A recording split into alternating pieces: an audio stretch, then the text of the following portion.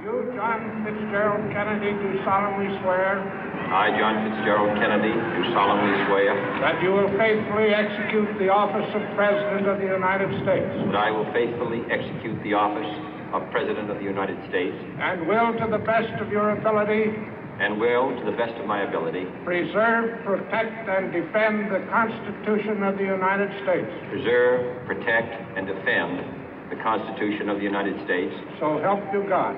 So help me God.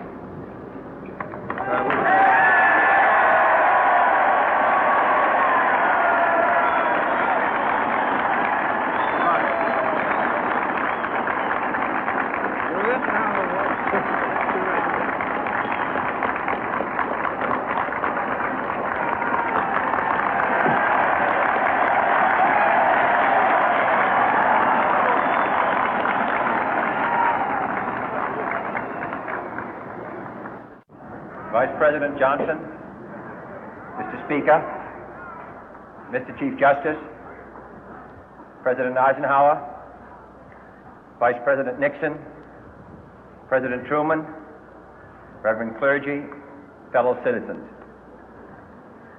We observe today not a victory of party, but a celebration of freedom, symbolizing an end as well as a beginning, signifying renewal as well as change. For I have sworn before you and Almighty God the same solemn oath our forebears prescribed nearly a century and 3/4 ago.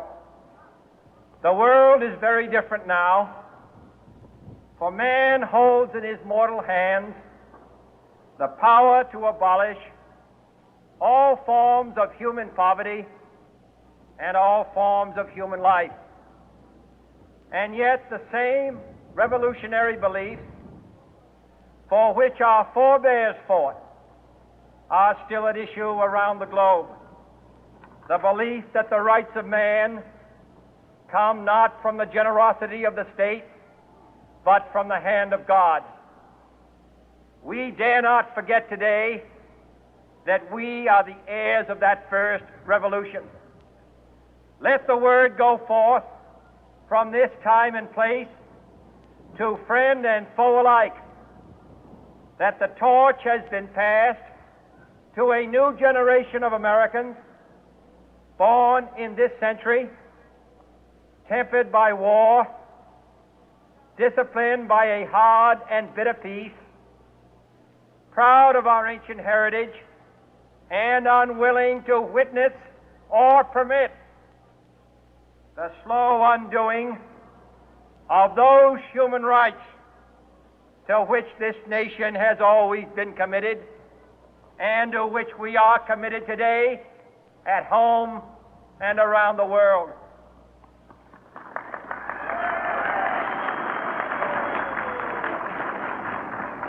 Let every nation know, whether it wishes us well or ill, that we shall pay any price, bear any burden, meet any hardship, support any friend, oppose any foe to assure the survival and the success of liberty.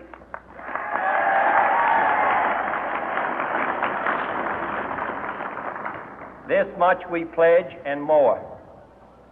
To those old allies whose cultural and spiritual origins we share, we pledge the loyalty of faithful friends. United, there is little we cannot do in a host of cooperative ventures. Divided, there is little we can do, for we dare not meet a powerful challenge at odds and split asunder. To those new states whom we welcome to the ranks of the free, we pledge our word that one form of colonial control shall not have passed away, merely to be replaced by a far more iron tyranny.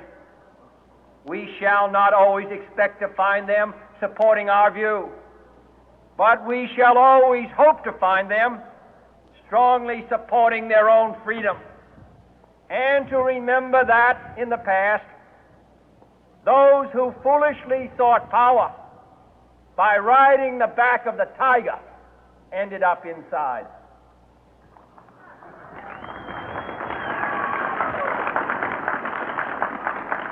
To those people in the huts and villages of half the globe struggling to break the bonds of mass misery, we pledge our best efforts to help them help themselves for whatever period is required, not because the communists may be doing it, not because we seek their votes, but because it is right.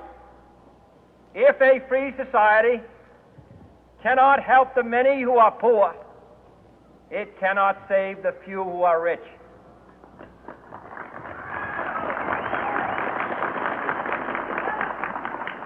To our sister republics south of our border, we offer a special pledge to convert our good words into good deeds, in a new alliance for progress, to assist free men and free governments in casting off the chains of poverty.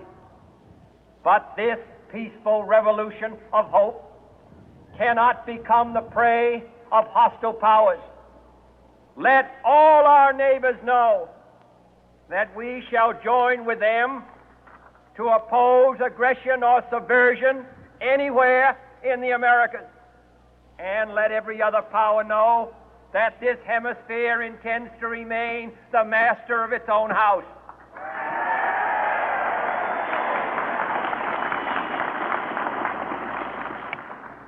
To that World Assembly of Sovereign States, the United Nations, our last best hope, in an age where the instruments of war have far outpaced the instruments of peace, we renew our pledge of support to prevent it from becoming merely a forum for invective, to strengthen its shield of the new and the weak, and to enlarge the area in which its writ may run. Finally, to those nations who would make themselves our adversary, we offer not a pledge, but a request that both sides begin anew the quest for peace.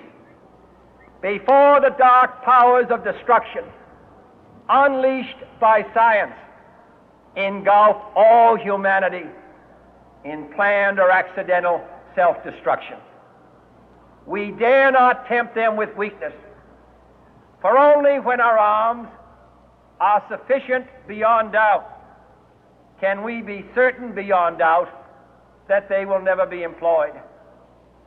But neither can two great and powerful groups of nations take comfort from our present course, both sides overburdened by the cost of modern weapons, both rightly alarmed by the steady spread of the deadly atom, yet both racing to alter that uncertain balance of terror that stays the hand of mankind's final war.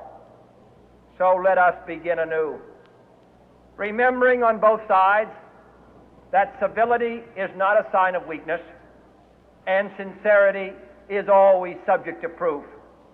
Let us never negotiate out of fear, but let us never fear to negotiate.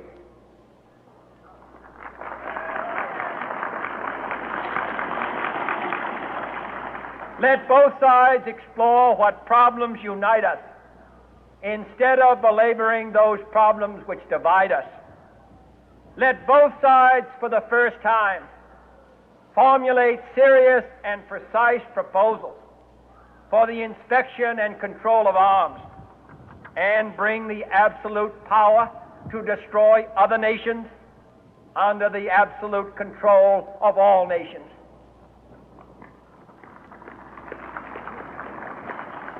Let both sides seek to invoke the wonders of science instead of its terrors.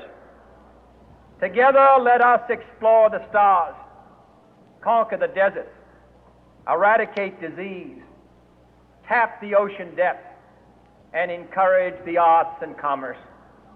Let both sides unite to heed in all corners of the earth the command of Isaiah to undo the heavy burden and let the oppressed go free.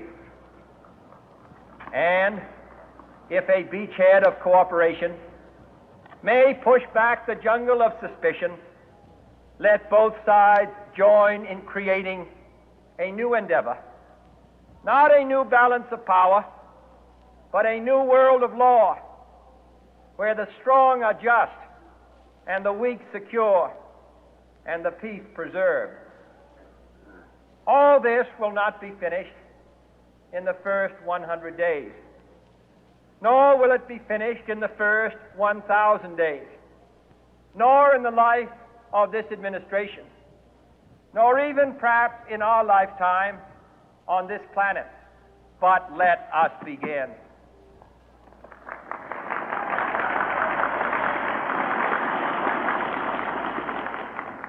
In your hands, my fellow citizens, more than mine, will rest the final success or failure of our course. Since this country was founded, each generation of Americans has been summoned to give testimony to its national loyalty. The graves of young Americans who answered the call to service surround the globe. Now the trumpet summons us again, not as a call to bear arms, though arms we need, not as a call to battle, though in battle we are, but a call to bear the burden of a long twilight struggle, year in and year out, rejoicing in hope, patient in tribulation, a struggle against the common enemies of man, tyranny, poverty, disease, and war itself. Can we forge against these enemies a grand and global alliance, north and south, east and west, that can assure a more fruitful life for all mankind? Will you join in that historic effort?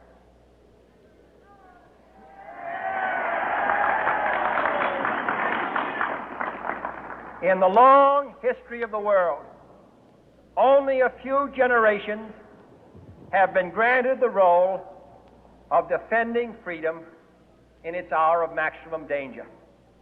I do not shrink from this responsibility. I welcome it.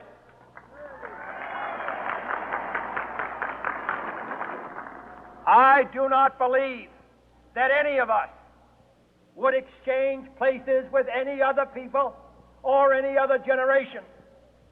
The energy, the faith, the devotion,